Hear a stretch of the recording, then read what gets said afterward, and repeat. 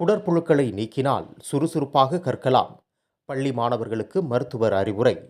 அரியலூர் அருகே சிறுவலூர் அரசு உயர்நிலைப் பள்ளியில் தேசிய குடற்புழு நீக்க நாள் உறுதிமொழி பள்ளி தலைமை ஆசிரியர் சின்னத்துரை தலைமையில் கருப்பூர் பொய்யூர் ஆரம்ப சுகாதார நிலைய மருத்துவர் டாக்டர் மீனா மாணவர்களுக்கு குடற்புழு நீக்க மாதிரிகளை வழங்கி 1 முதல் 19 வயதுடைய அனைத்து குழந்தைகளுக்கும் இந்த குடற்புழு மாத்திரைகள் வழங்கப்பட்டது.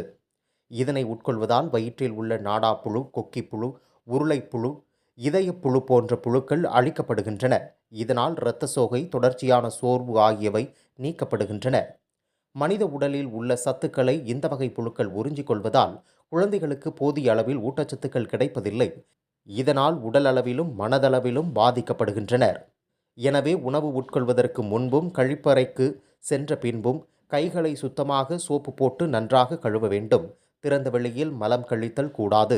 கழிப்பறைக்கு செல்லும் பொழுது காலணிகளை பயன்படுத்த வேண்டும். இதனால் உடல் வளர்ச்சி மேம்படும். எனவே கல்வியில் அதிக கவனம் செலுத்தி நன்றாக படிக்க முடியும் என்றார்.